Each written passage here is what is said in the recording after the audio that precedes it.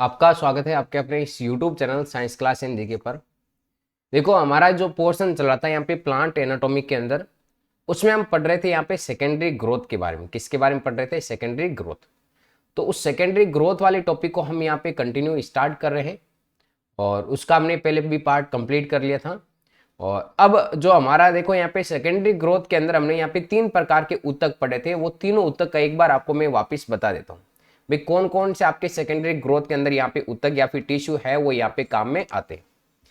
तो सबसे पहले हमारे सामने था यहाँ पे पार्श्व ऊतक। कौन सा था? यहाँ पे पार्श्व ऊतक, जो आपके सेकेंडरी ग्रोथ के अंदर यहाँ पे काम आता है। और नेक्स्ट हम बात करें यहाँ पे इसी के संदर्भ में यहाँ पे कि जो नेक्स्ट आपके जो ऊतक था वो था यहाँ पे सेकेंड नंबर, आपको ध्यान में रखना है भी सेकेंडरी ग्रोथ के अंदर काम में आने वाला जो टिश्यू है ये आपके संवहन कैम्बियम। कौन सा होता है? यहाँ पे संवहन कैम्बियम। और जो थर्ड नंबर आपके जो टिश्यू है जो सेकेंडरी ग्रोथ के अंदर काम में आता है वो होता है यहाँ पे कॉर्क कैम्बियम। कौन सा होता है? यहाँ पे कॉर्क कैम्बियम। ये हमारे सामने 3 प्रकार के यहाँ पे ऐसे ऊतक थे जो सेकेंडरी ग्रोथ के अंदर, जो द्वितीयक वृद्धि होती है प्लांट्स के अंदर, उसके अंदर ये काम में आते हैं। तो अब हमें यहाँ पे क्या करना है कि भी हमने सबसे पहले यहाँ पे जो पार्श्व विभजी ऊतक होता है वो हमने पहले कंप्लीट कर लिया था। श्रवण ऊतक वाला जो पोर्शन चल रहा था हमारा वो हम यहाँ पे कंटिन्यू पढ़ रहे थे इसके अंदर, यहाँ पे श्रवण ऊतक के अंदर। और इस श्रवण ऊतक को हम कंटिन्यू कर रहे हैं और इस श्रवण ऊतक वाले पोर्शन के अंदर ही हमारा जो टॉपिक है वो है यहाँ पे बसंत दारू और शरद दारू। तो इसको समझते हैं यहाँ पे कि जो बसंत दारू और जो शरद दारू है ये आपकी क्या होती है यहाँ पे। और कंटिन्यू जो क्लासेज है ये हमारी चलती रहेगी और एमसीक्यू क्लासेज भी आपको प्रोवाइड करवाई जा रही है यहाँ पे। तो अब देखो बसंत दारू और शरद दारू का मतलब होता क्या है। देखो भाई हमने बात की थी कि जो तने वाला पोर्शन होता है इस प्रकार से, और इस तने के अंदर हमने यहाँ पे इस प्रकार से आपकी संरचनाएं बनाई थी अनेक प्रकार। श्रवण पूल के बारे में पढ़ा था और श्रवण पूल के अंदर हमने देखा था यहाँ पे कि अगर हम इसके अंदर इस प्रकार से रेड कलर की संरचना बना दे तो इसे हम यहाँ पे अंतरापूलीय श्रवण कैम्बियम, ये जो रेड कलर की संरचना है आपके अंतरापूलीय श्रवण कैम्बियम। अब ये कैम्बियम अधिक सक्रिय होती है, आपको पता होगी अंदर वाले भाग से अधिक सक्रिय और बाहर से क्या होगी यहाँ पे कम सक्रिय। तो अंदर की तरफ आपके ज्यादा भाग बनेगा और बाहर की तरफ क्या बनेगा? कम भाग। तो इसी में यही बात यहाँ पे ड्रॉ की गई है कि जो कैम्बियम की जो क्रिया होती है ये शरीर क्रियात्मक तथा पर्यावरणीय कारकों के द्वारा क्या होती है? यहाँ पे नियंत्रित होती है। अब नेक्स्ट यहाँ पे भी उष्ण कटिबंधीय क्षेत्र होते हैं, वहां पे जलवायु होती है वो परिवर्तित होती रहती है। नॉर्मली उष्ण कटिबंधीय क्षेत्रों के अंदर गर्मी का भी मौसम होता है। तो बसंत के मौसम में कैम्बियम क्या होता है? बहुत अधिक सक्रिय होता है। मतलब क्या है यहाँ पे कि जो पर्यावरणीय कारक है ना, उन पर्यावरणीय कारकों से भी आपके कैम्बियम की सक्रियता प्रभावित होती है। और अगर इस पर्यावरणीय कारकों के अंदर हम बात करें किसके? बसंत के मौसम की बात करें तो बसंत के मौसम में यहाँ पे कैम्बियम क्या होता है? बहुत अधिक सक्रिय होता है और अधिक संख्या में क्या होता है? आपके वाहिकाएं बनाता है। क्या बनाता है? यहाँ पे वाहिकाएं। बसंत के मौसम में बनने वाली कास्ट को यहाँ पे बसंत दारू या अग्र दारू कहा जाता है। तो बसंत का मतलब बसंत के मौसम में बनने वाली जो कास्ट होगी, कास्ट का मतलब किस प्रकार का जो तना है उसके अंदर हमें यहाँ पे अलग अलग वलय दिखाई देते हैं। आपको पता होगा अलग अलग कलर के इस प्रकार से तने को जब हम काटते हैं तो इस प्रकार के हमें यहाँ पे वलय दिखाई देंगे होंगे। आपने भी इस प्रकार से देखा होगा तने के अंदर वलय, वही आपके बसंत दारू और शरद दारू होते हैं, ध्यान में रखना। तो सर्दियों के अंदर कैम्बियम क्या होता है? यहाँ पे कम सक्रिय होता है और आपके संकरी वाहिकाएं बनाता है। तो ये आपके शरद दारू या फिर कैसा कहलाता है? यहाँ पे पश्च दारू। तो सर्दियों के मौसम में बनने वाला कैम्बियम शरद दारू और आपके बसंत के मौसम में बनने वाला आपके बसंत कास्ट हो जाएगी, अग्र दारू कह सकते हैं। इसके अलावा यहाँ पे देखो कि इसके अंदर संकरी वाहिकाएं बनती है, लेकिन इसके अंदर यहाँ पे बसंत दारू के अंदर, यहाँ पे अग्र दारू के अंदर जो आपकी वाहिनिकाएं बनती है वो कैसी होती है? यहाँ पे चौड़ी वाहिनिकाएं होती है। कैसी होती है? यहाँ पे चौड़ी। फिर चलते हैं यहाँ पे नेक्स्ट। अब देखो बसंत के अंदर ये बात आपको इंपॉर्टेंट ध्यान में रख लेनी है, यहां से आपकी क्वेश्चन है, बिल्कुल आपके एग्जाम के अंदर पुटअप हो सकता है। क्या क्वेश्चन पुटअप हो सकता है? यहाँ पे ध्यान में रखना कि भी जो बसंत के मौसम के अंदर जो कास्ट बनती है उसका रंग कैसा होता है? हल्का होता है। ध्यान में रखना बसंत के अंदर बनने वाली कास्ट का रंग हल्का होता है और उसका घनत्व भी कैसा होता है? यहाँ पे कम होता है। और इसके अलावा जो शरद के अंदर जो कास्ट बनेगी उसका रंग थोड़ा गहरा होगा और घनत्व क्या रहेगा? यहाँ पे ज्यादा। तो ये बात हमारे सामने यही ड्रॉ की हुई यहाँ पे कि बसंत का जो रंग होता है वो हल्का और घनत्व कैसा होता है? यहाँ पे कम। तो बसंत कास्ट और शरद कास्ट के बारे में आपको डिफरेंस है वो पता रहना चाहिए, यहाँ पे क्वेश्चन पुटअप हो सकता है। और शरद कास्ट के अंदर यहाँ पे ध्यान में रखना भी जो आपके इसका जो रंग होगा वो रंग यहाँ पे ध्यान में रखना आपके गहरा होगा, गहरे होने का रीजन क्या है कि इनका जो घनत्व होता है वो क्या होता है यहाँ पे ज्यादा होता है। ये आपको बात ध्यान में रखनी। नेक्स्ट हमारे सामने आती है वार्षिक वलय। देखो वार्षिक वलय का मतलब भी क्या होता है। वार्षिक वलय का अगर एकदम सिंपल सा हम यहाँ पे मतलब समझे भी, पौधा है ये हमारे, सॉरी, जो हमने तना यहाँ से काटा है तो इस तने के अंदर इस प्रकार की हमें वलय दिखाई देती है, वही आपके वार्षिक वलय कहलाती है। ठीक है, क्या कहलाती है यहाँ पे, वार्षिक वलय कहलाती है। तो वार्षिक वलय होती है, ये दो प्रकार के कास्ट एकांतर सकेंद्रीय वलय के रूप में बनते हैं। भाई अगर इन सारे, अगर हम व्रतों की बात करें, यहाँ पे जितने भी मैं व्रत बना रहा हूं, इन सभी के सभी व्रतों की बात करूं कि इन सब के केंद्र कहाँ पे होंगे सर, इन सब का जो केंद्रक होगा सर ये यहाँ पे बीच में होगा, यहाँ पे यहीं पर तो होगा इनका केंद्रक। तो दो प्रकार के कास्ट एकांतर सकेंद्र वलय के रूप में बनते हैं, इन्हीं को हम क्या कहते हैं यहाँ पे वार्षिक वलय कहते हैं। एक बात और यहाँ पे कि पौधों की आयु ज्ञात करने के लिए हम इन वार्षिक वलयों की सहायता लेते हैं। तो वार्षिक वलयों की आपकी उपयोगिता ध्यान में रखनी है कि उपयोगिता क्या होती है, तो पौधों की आयु की गणना करनी है, तो उसके लिए हम क्या करेंगे यहाँ पे वार्षिक वलय को काम में लेते हैं। अब नेक्स्ट है हमारे सामने यहाँ पे अंत्यकाष्ठ, या फिर इसको हम कह सकते हैं यहाँ पे रसदारू। ये सरदारू नहीं होता, इसमें यहाँ पे थोड़ा मिसप्रिंट दिया है बुक्स के अंदर, इसके अंदर यहाँ पे रसदारू, अंत्यकाष्ठ और आपके रसदारू। देखो थ्योरी को एकदम अच्छे से पढ़ना है तभी आपको चीजें यहाँ पे समझ में आएगी एकदम अच्छे से। और एमसीक्यू की जो क्लासेज है वो चल रही है हमारी यहाँ पे कंटिन्यू, तो उनको भी आप जरूर ज्वाइन करें। देखो लंबी आयु वाले वृक्षों में द्वितीयक जाइलम का अधिकांश भाग तने का केंद्रीय भाग अथवा सबसे भीतरी आपके भाग काले भूरे रंग का होता है।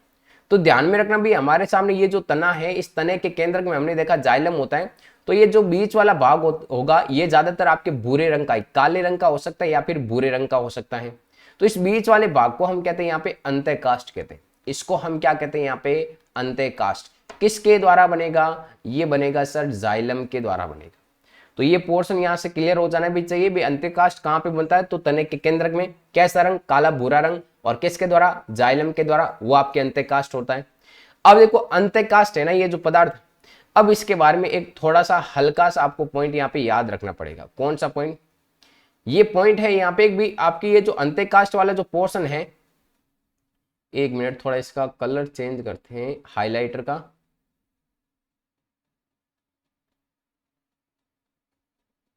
एक मिनट, तो कार्बनिक यौगिक इसके अंदर यहाँ पे ध्यान में रखना कि जैसे आपके टेनिन, रेंजिन हो सकता है, गोंद हो सकता है, खुशबूदार आपके पदार्थ तथा अथवा आवश्यक तेल। तो इस अंत्यकाष्ठ के अंदर क्या क्या हो सकता है, तो आपको ध्यान में रखना है कि जो अंत्यकाष्ठ है इसके अंदर एक तो टेनिन हो सकता है सर, रेंजिन हो सकता है, तेल हो सकता है, गोंद हो सकता है, और खुशबूदार पदार्थ जैसे आवश्यक तेल हो सकते हैं। ये किसके अंदर पाए जाते हैं, आपके अंत्यकाष्ठ के अंदर। ठीक है, और ये अंत्यकाष्ठ को क्या करते हैं, आपके कठोर और चिरस्थायी का मतलब लंबे समय तक सुरक्षित रखने में यहाँ पे सहायक होते हैं। इसके अलावा यहाँ पे ध्यान में रखना है कि लकड़ी को सूक्ष्म जीवों तथा कीड़ों से बचाने का भी जो कार्य करता है वो आपके अंत्यकाष्ठ करता है। और इसमें मृत तत्व होते हैं जिनकी भित्ति बहुत लिग्निन की बनी होती है, अतः इसे हृदय दारू भी हम क्या कह सकते हैं, हृदय दारू भी कह सकते हैं। तो अंत्यकाष्ठ के जितने भी मैंने आपको कारण बताए, जितने भी आपके लक्षण बताए, इंपॉर्टेंट है, ध्यान में रखना। 100% चांस है भी यहाँ से आपकी क्वेश्चन एग्जाम के अंदर पुटअप हो सकता है। तो चीजों को एकदम आप डीपली इस प्रकार से आप चीजों को यहाँ पे पढ़ना। ठीक है, तो यहाँ पे यहाँ पहली बात तो लकड़ी को सूक्ष्म जीवों से बचाने का कार्य किस प्रकार से होता है वो ध्यान में रखना। यहाँ पे इनकी भित्ति किसकी बनी होती है, लिग्निन की बनी होती है। हृदय दारू किसे कहते हैं वो भी आपको ध्यान में रखना है। एक नोट पॉइंट और, कौन सा नोट पॉइंट, क्या अंत्यकाष्ठ के अंदर पानी का समन होता है या फिर नहीं होता है, तो अंत्यकाष्ठ के अंदर पानी का समन नहीं होता है। ये केवल और केवल क्या करता है यहाँ पे कि जो तना होता है, जो स्टेम का पार्ट्स होता है, उसको यांत्रिक सहारा प्रदान करने का कार्य करता है। अब देखो नेक्स्ट यहाँ पे द्वितीयक जाइलम परिधि की ओर बनता है, उसे यहाँ पे रसदारू कहते हैं, और ये हल्के रंग का होता है और जिसमें सजीव पेरेनकाइम कोशिकाएं होती है, और ये मूल से पानी तथा खनिज लवणों को पत्तियों तक पहुंचाता है। देखो एक बार मैं इसको डायग्राम के थ्रू समझाता हूं। ये हमारे सामने यहाँ पे तने का पार्ट है। अगर बात करें इसके बीच के अंदर ये जो आपके जाइलम बनेगा वो आपकी ध्यान में रखना अंत्यकाष्ठ कहलाएगा। कौन सा कहलाएगा, अंत्यकाष्ठ। और ये जो परिधि की तरफ में जो ब्लैक कलर से बना रहा हूं, ये ध्यान में रखना यहाँ पे रसदारू हो जाएगा। ये क्या हो जाएगा यहाँ पे, रसदारू। ब्लैक कलर वाली संरचना रसदारू। पहली बात तो रसदारू है, इसका रंग ध्यान में रखना यहाँ पे कैसा होगा सर, हल्का रंग होगा। फिर इसकी कोशिकाएं कैसी होती है यहाँ पे, तो कोशिकाएं ध्यान में रखना, यहाँ पे पेरेनकाइमा कोशिकाएं होती है। कैसी होती है? पेरेनकाइमा कोशिका।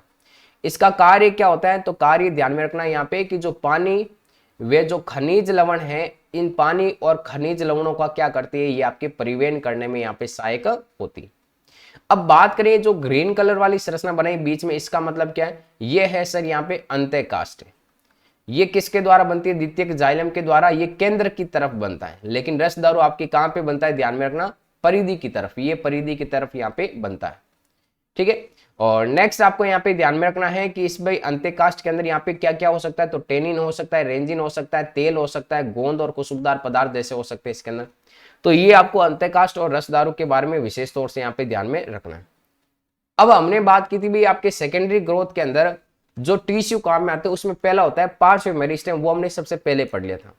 फिर हमने पढ़ा था यहाँ पे सवन कैम्बियम, तो वो भी हमने यहाँ तक पोर्शन सवन कैम्बियम कंप्लीट होता है। अब नेक्स्ट जो उत्तक है वो आपके है यहाँ पे कोर कैम्बियम, और इस कोर कैम्बियम के बारे में अब पढ़ते हैं कि कोर कैम्बियम के अंदर कौन कौन सी चीजें आपको विशेष तौर से यहाँ पे ध्यान में रखनी चाहिए। देखो कोर कैम्बियम के अंदर क्या होता है कि जैसे जैसे तने की जो परिधि में वृद्धि होती है, भाई तने की परिधि मान लो पहले इतना होता है, फिर इतना बड़ा होता है, फिर आपके तने की वृद्धि होती है इस प्रकार से, और तना इतना मोटा हो जाता है। तो ये जैसे जैसे आपके तने की वृद्धि होती है, तो ध्यान में रखना कि जो बाहर वाली जो त्वचा है इनमें वो टूटती रहती है। तो बाहरी आपके वल्कुट और जो बाह्य त्वचा होती है, ये इसकी सतह क्या होती है, आपकी टूटती रहती है, और उन्हें नई संरक्षित कोशिकाओं की सतह आवश्यकता होती है। इसलिए एक दूसरी मेरिस्टेम तैयार हो जाती है, और उसी को हम क्या कहते हैं, यहाँ पे कॉर्क कैम्बियम कहते हैं। एक मिनट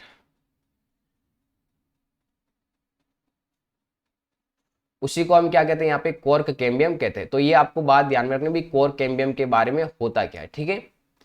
अब नेक्स्ट पोर्शन यहाँ पे, या फिर इस कोर कैम्बियम को हम यहाँ पे कागजन भी कह सकते हैं। ये आपके कोर्टेक्स वाले क्षेत्र में विकसित होता है। तो कोर कैम्बियम है वो कौन से क्षेत्र के अंदर विकसित होता है, यहाँ पे कोर्टेक्स वाला जो एरिया होता है वहां पे विकसित होता है। और सवन कैम्बियम कहाँ पे विकसित होता है, तो ध्यान में रखना यहाँ पे जाइलम और फ्लोएम वाले एरिया के अंदर। किसके अंदर? जाइलम और फ्लोएम वाले एरिया के अंदर सवन कैम्बियम। और कोर कैम्बियम कहाँ पे विकसित होगा? कोर्टेक्स वाले के अंदर। अब देखो यहाँ पे भी इसकी जो सतह की जो कोशिकाएं हैं वो आपके मोटी और संकरी पतली भित्ति वाली आयताकार कोशिकाएं होती हैं, और दोनों ओर आपके कागजन दोनों ओर कोशिकाएं बनाती है। बाहर की ओर आपके क्या करती है, यहाँ पे कॉर्क अथवा काग में बंट जाती है, और द्वितीयक वल्कुट का क्या करती है, यहाँ पे निर्माण करती है। फिर चलते हैं यहाँ पे नेक्स्ट पोर्शन की तरफ। अब इसमें देखो आपको विशेष रूप से क्या ध्यान में रखना भाई, आपके ये जो कोर कैम्बियम है ना, इसके अंदर आपको ध्यान में रखना भी कोर कैम्बियम के अंदर यहाँ पे विशेष रूप से आपकी क्या होती है कि जो मृत कोशिकाएं होती है वो आपके छाल वल्क बनाती है। छाल वल्क का मतलब जो तना होता है उसके ऊपर इस प्रकार से छाल पाई जाती है, आपने देखा होगा। वो छाल वल्क बनाने का कार्य कौन करती है? आपके कोर कैम्बियम। फिर नेक्स्ट आपको यहाँ पे ध्यान में रखना है यहाँ पे कि इन्हीं के ऊपर यहाँ पे जो पेरेनकाइमा कोशिकाएं होती है, इनकी सतह के ऊपर वहां पे वात रंध्र पाए जाते हैं। क्या पाए जाते हैं? आपके वात रंध्र। तो ये वात रंध्र के बारे में यहाँ पे बताया गया है कि वात रंध्र होते हैं, और ये वात रंध्र वायुमंडलीय और तने के भीतर ऊतकों के बीच क्या करते हैं, यहाँ पे गैसों का आदान प्रदान। पत्तियों के ऊपर गैसों का आदान प्रदान रंध्रों के द्वारा, लेकिन तने के ऊपर जो छिद्र उपस्थित होंगे उनको हम क्या कहते हैं, यहाँ पे वात रंध्र कहा जाता है।